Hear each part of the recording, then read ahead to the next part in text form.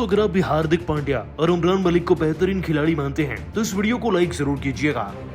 दोस्तों हार्दिक पांड्या ने जीत के बाद उमरान मलिक के लिए कुछ ऐसा कह दिया कि करोड़ों फैंस का दिल जीत लिया।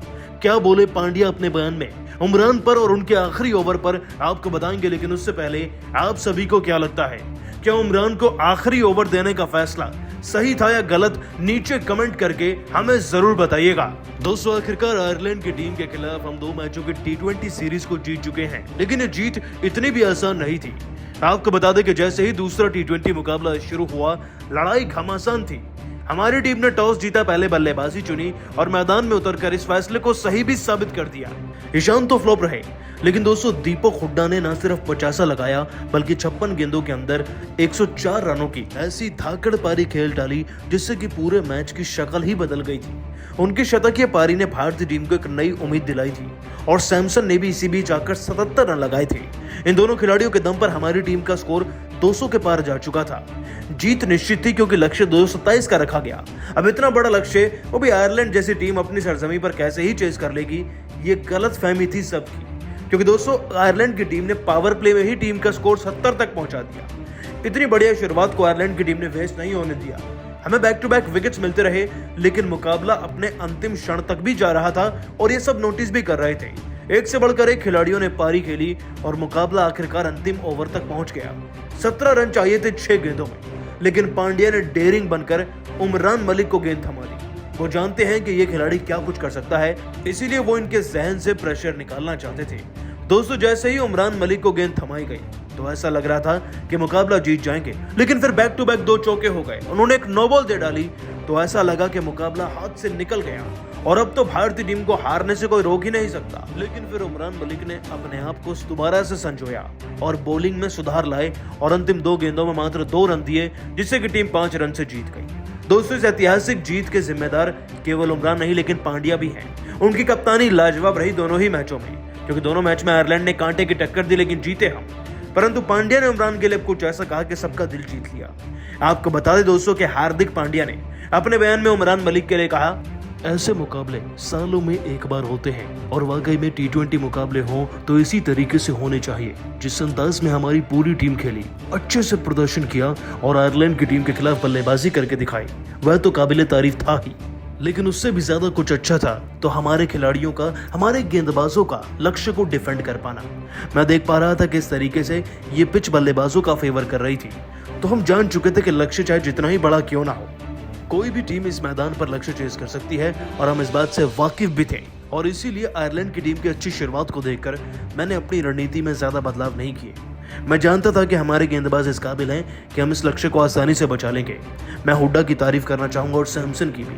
उन्होंने जिस अंदाज में भारतीय टीम की जिम्मेदारी को अपने कंधों पर उठाया वह काबिल तारीफ है, वह प्रेरणापूर्वक है। लेकिन उमरान मलिक की भी मैं जमकर तारीफ करना चाहूंगा। उमरान मलिक को आखिरी ओवर इसीलिए दिया गया था कि उनके अंदर का सारा डर निकल जाए। और यकीन मानिए अंतिम गेंद तक मुझे इस बात का विश्वास था कि उमरान अपनी गेंदबाजी से कमबैक करेंगे और टीम को जिताएंगे, और बिल्कुल वैसा हुआ भी। वो एक उम्दा गेंदबाज है। मैं चाहूंगा कि वो आगे चलकर भारतीय टीम के मुख्य खिलाड़ियों के साथ काफी कुछ सीखें। अभी उनका सफर बहुत लंबा है, लेकिन वो एक शानदार खिलाड़ी हैं। इस जीत के लिए मैं हमारे फैंस को धन्यवाद करना चाहूंगा।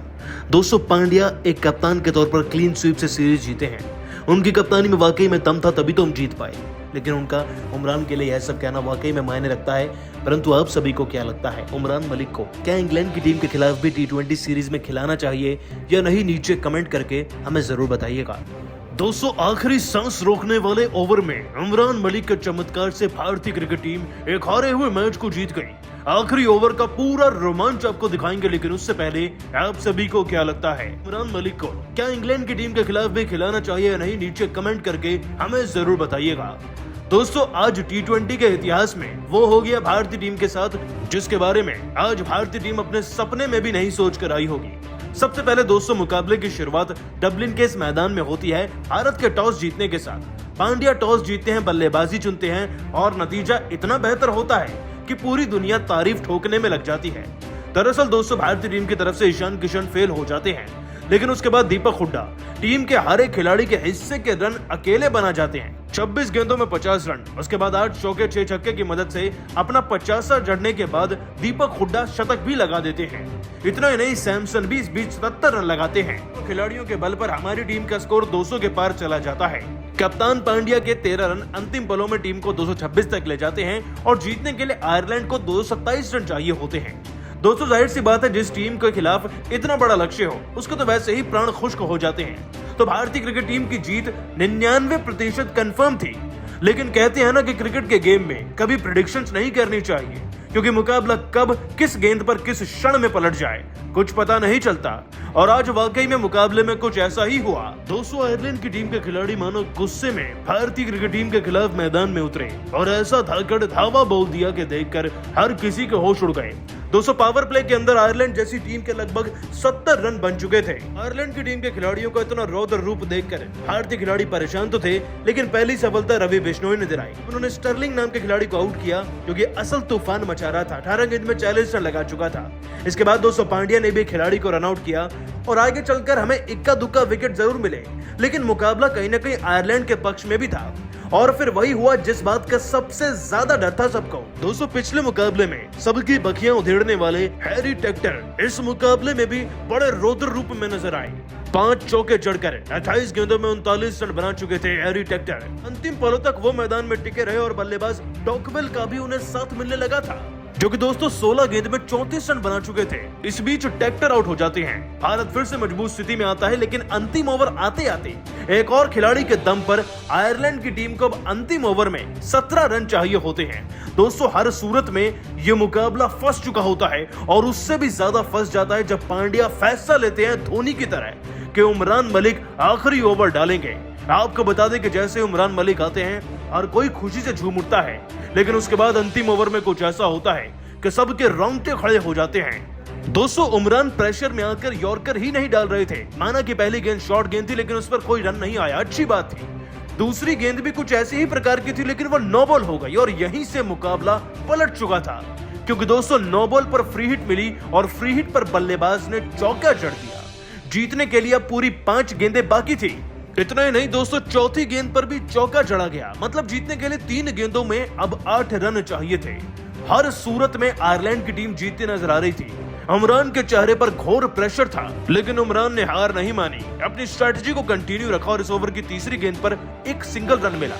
2 गेंद में 7 रन चाहिए थे। मनोबल टूट चुका था, लेकिन 5वीं गेंद पर भी सिंगल रन मिल गया। अब वो खिलाड़ी जो रन लगा रहा था, यानी कि मार्क अडेयर जो 12 गेंद में 23 रन लगा चुके थे, वो स्ट्राइक पर थे। 1 गेंद में 6 रन चाहिए थे। सबके हलक सूख चुके थे कि तभी उमरान गेंद डालते हैं और इस पर भी 1 ही रन मिलता है और हमारी टीम इस मुकाबले को 5 रन के अंतर से जीत जाती है। दोस्तों उमरान की गेंदबाजी की वाकई में अब तारीफ बनती है, क्योंकि मुकाबला भारत के हाथ से निकल चुका था, लेकिन ऐसी स्थिति में भी उन्होंने अपनी टीम को जिताया। परंतु पांड्या ने उमरान के लिए कुछ ऐसा कहा कि सबका दिल जीत लिया।